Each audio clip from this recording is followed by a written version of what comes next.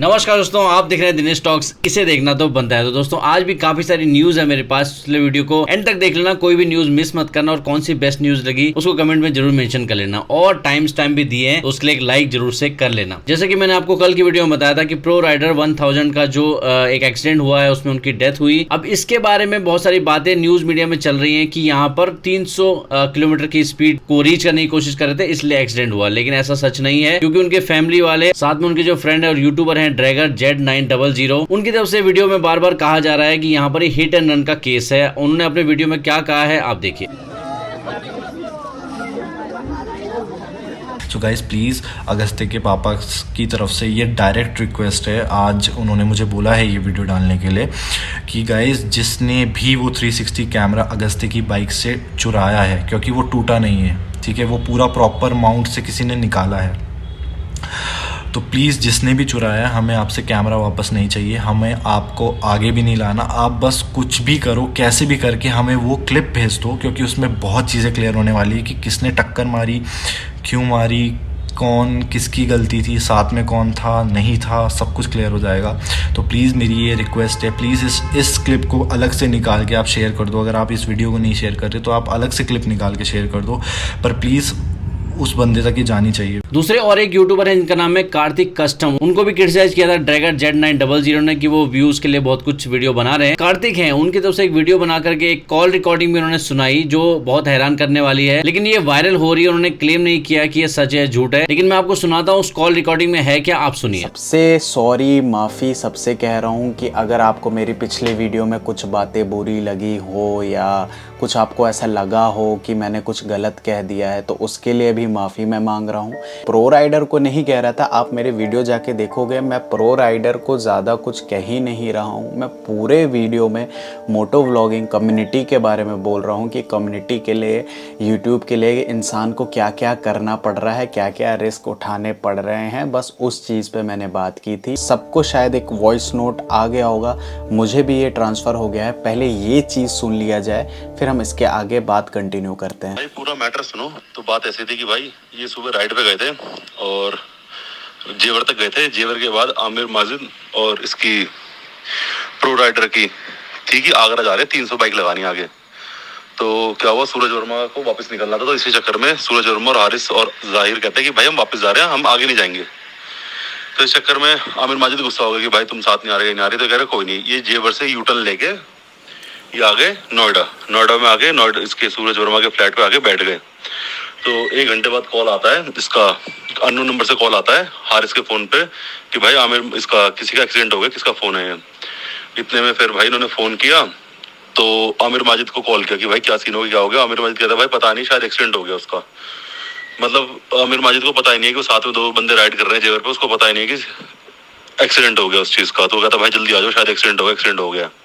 अब इन्होंने क्या किया कि भाई अपनी बाइक ही खड़ी वहीं करके सूरज किसी की गाड़ी थी, जाहिर के पास कोई गाड़ी थी, उस गाड़ी से वहाँ पहुँचे, टोल पे पहुँचे। टोल पे पहुँच के इन्होंने फ़ोन किया आमिर माजिद को कि भाई कहाँ पे, क्या सीन है, कहाँ पे हो। आमिर माजिद का भाई फ़ोन स्विच ऑफ है, उस टाइम पे स्विच ऑफ है। उसके बाद भाई किसी के थ्रू आमिर माजिद से बात हुई तो कहता है भाई मैं तो यहाँ पे आ गया, नोएडा आ गया, और वहाँ पे जब तक मैं वापस पहुँचा इतने में पुलिस वाले ले गए उसको। मतलब आमिर माजिद इतना चूतिया बना रहा है कि उसे यही नहीं पता कि जेवर पे इतनी लंबी रोड, सीधी रोड, जहाँ पे पीछे से दूर दूर तक दिखाई देता है एक बंदा साथ ना हो, तुम ड्रैग कर रहे हो, और मतलब उसे पता ही नहीं चला कि पीछे किसी का एक्सीडेंट हो गया। फिर क्या हुआ कि अब ये वापस आ गए कि इन्हें एक्सीडेंट का स्पॉट ही नहीं पता कि एक्सीडेंट हुआ कहाँ पे, कितनी आगरा से कितनी पहले हुआ, कहाँ हुआ ये नहीं पता, बस टोल से आगे की साइड हुआ और जेवर की से आगरा के बीच में, जेवर से आगरा के बीच में एक्सीडेंट हुआ है। तो वहाँ पे जो ट्रक वाला है उसने बताया, जो ट्रक वाला जो रुका था उसने बताया कि 2 बाइकें थी, ड्रैग कर रही थी। इतने में दोनों ने, मतलब इसने टनार वाले ने, इस हरी बाइक वाले ने ओवरटेक किया दूसरे को, और उसकी बाइक हो गई डिसबैलेंस और एक्सीडेंट हो गया। और दूसरा वाला बंदा रुका नहीं, वो सीधा ही निकल गया बिल्कुल ही। तो अब तक जो मैटर्स जो सुनने में आया यही है, शॉर्ट में यही कहानी है। अब ये वापस थाने जा रहे, मतलब थाने से बुलाया आमिर माजिद को कि भाई, उसके पापा ने बुलाया, थाने से नहीं बुलाया, उसके पापा ने बुलाया कि जो भी है कैमरा वगैरह सब दे दो, जो भी है। तो भाई आमिर माजिद अब कर रहा है कि भाई मैं अकेला नहीं जाऊंगा, जो भी है तुम सारे साथ चलो और कोई कैमरा मत देना अपना, क्योंकि कैमरा क्या भाई सीसीटीवी में ही आ जाएगा, जो जेवर के सीसीटीवी वगैरह सब कुछ आ जाएगा। सूरज वर्मा और हारिस और जाहिर के फोन में और गोप्रो में पूरी क्लिप है कि वापस आ गए थे, इन्हें पता ही नहीं, ये आगे गए नहीं, वो दोनों आगे गए थे खाली अकेले 300 लगाने के लिए।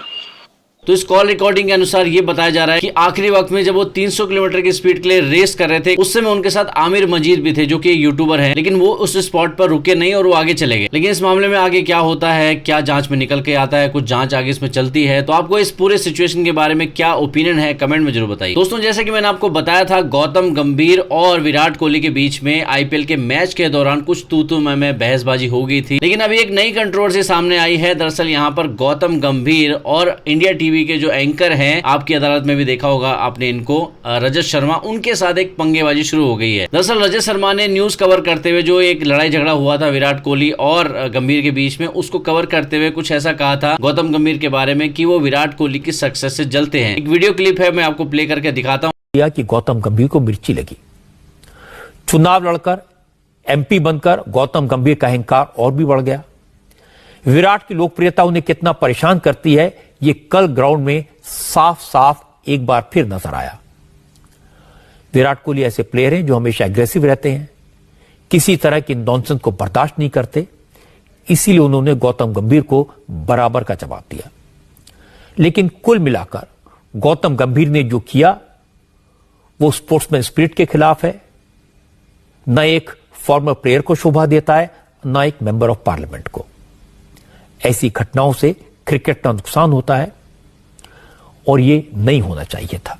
इसके बाद गौतम गंभीर का रिएक्शन आया इस चीज के ऊपर। उन्होंने ये कहा है, एक ऐसा आदमी जो दिल्ली क्रिकेट से प्रेशर की वजह से भाग खड़ा हुआ, वो क्रिकेट में कंसर्ट दिखाने के लिए पेड पीआर कर रहा है। यही कलयुग है जहां भगोड़े अपनी अदालत चलाते हैं। तो मतलब उन्होंने सीधे सीधे पेड पीआर करने का आरोप लगाया है रजत शर्मा के ऊपर। दरअसल वो बात कर रहे थे 2019 में डीडीसीए के प्रेसिडेंट के पद से प्रेशर की वजह से रजत शर्मा छोड़कर चले गए। तो यानी एक लड़ाई खत्म नहीं हुई और दूसरी चालू हो गई। दोस्तों ये अपडेट है आदि पुरुष के ट्रेलर के बारे में। दरअसल मैं आपको बता चुका हूँ कि 9 मई को थिएटर में रिलीज होने का फैन पेजेस की तरफ से चलाया गया था, लेकिन अभी ये ऑफिशियल हो चुका है क्योंकि यहाँ पर प्रभास की तरफ से अपने ट्विटर पर ये पूरा शेयर किया गया, आप सामने देख सकते हैं। हैदराबाद में स्पेशल स्क्रीनिंग होगी और 9 मई को ट्रेलर आएगा और ये 105 थिएटर्स में रिलीज किया जाएगा, जो कि एपी और तेलंगाना में रिलीज किया जाएगा और रिलीज का टाइम रहेगा शाम को 5:30 बजे। दोस्तों एक ऐसा इंसान जो 12वीं पास है, लेकिन उसने ऐसा दिमाग लगाया, ऐसा ठगी में दिमाग लगाया कि वो डेली के 5 से 10 करोड़ रुपए कमाता था लोगों को ठग करके। जी हाँ, मुंबई पुलिस ने एक ऐसे व्यक्ति को गिरफ्तार किया है जिसका नाम है श्रीनिवास दादी, और मुंबई पुलिस ने इसको किसी बड़े होटल से गिरफ्तार किया है और इसके गिरोह के कुछ और लोगों को भी गिरफ्तार कर लिया गया है। मेनली इनका काम यह था कि लोगों को फोन पर ये बताते थे कि तुम्हारे पास जो पैकेट डिलीवर हुआ है उसमें ड्रग्स है या फिर कोई इलीगल सामान है, अब तुम्हें अपनी इनकम टैक्स की जानकारी देनी होगी ताकि तुम सेफ रह सको। और मोस्टली ये महिलाओं को टारगेट करते थे और बहुत सारे लोग इनके झांसे में आ जाते थे, इनको अपनी डिटेल्स देते थे, अपने फोन का एक्सेस देते थे, उस फोन को हैक कर लेते थे और बैंक अकाउंट खाली करते थे। आप सोच के देखिए कितने लोगों को ये ठगते होंगे जिसकी वजह से इतना पैसा कमा पा रहे थे। दोस्तों late Sushant Singh Rajput starrer MS Dhoni the untold story आपको याद ही होगी। उनके कैरियर की वो सबसे बड़ी हिट फिल्म थी और MS धोनी की जिंदगी पर आधारित थी। ये फिल्म बहुत ज्यादा सुपरहिट थी। अब इस फिल्म के जो प्रोड्यूसर हैं वो दोबारा से इस फिल्म को रिलीज करना चाहते हैं थिएटर्स में, जो कि 12 मई को रिलीज कर दी जाएगी। क्या आप दोबारा से थिएटर में ये मूवी देखना पसंद करेंगे? कमेंट में जरूर बताना। दोस्तों ये अपडेट है क्रेजी दीप यूट्यूबर के बारे में। दरअसल उन्होंने एक ऐसा डिस्ट्रैक्ट निकाला है जिसमें उन्होंने कुछ यूट्यूबर्स को टारगेट किया है और इनके डिस्ट्रैक्ट का नाम है यलगा 2.0, जिसमें उन्होंने सलोनी यापा, UK07 राइडर सहित कुछ और यूट्यूबर को भी डिस किया है। तो डिस ट्रैक आपने सुना तो आपको कैसा लगा कमेंट में जरूर बताना। दोस्तों लॉकडाउन में जूम कॉल का आपने बहुत ज्यादा यूज किया होगा, आपकी रिमोट पढ़ाई में, ऑफिस के काम में, बहुत सारे टाइम में जूम एप्लीकेशन बहुत काम आई होगी। दरअसल जूम एप्लीकेशन को इंडिया में as a telecom operator licence मिल चुका है। आप हैरान होंगे कि जो इंडिया में टेलीकॉम ऑपरेटर है जैसे कि एयरटेल है, जियो है, ये उनकी तरह ही एक टेलीकॉम प्रोवाइडर बन चुकी है, लेकिन इनके सिम वगैरह आपको मार्केट में नहीं मिलेंगे क्योंकि ये केवल बिजनेस कस्टमर को अपनी सेवाएं देंगे, जिसमें मेनली इनके जो बिजनेस कस्टमर होंगे उनको एक क्लाउड बेस्ड सर्विसेज देंगे। इसी के लिए इन्होंने लाइसेंस अप्लाई किया था और इनको मिल चुका है क्योंकि जूम ने इंडिया में बड़े लेवल पे अपने यूजर्स बनाए हैं और मैं आपको बता देता हूँ 47 देशों में जूम ने अपनी टेलीकॉम सर्विसेज लॉन्च की हुई है ऑलरेडी। तो बस दोस्तों ये तक थी आज की अपडेट। कैसी लगी मुझे जरूर बताइएगा, वीडियो लाइक करके जरूर से जाना और डेली सुबह 9 बजे हमारे वीडियो जरूर से देखिए। और अगर आपको नोटिफिकेशन नहीं आती है तो ऑल नोटिफिकेशन जरूर से सेट करके रखना और मैं मिलता हूँ नेक्स्ट वीडियो के साथ। तब तक के लिए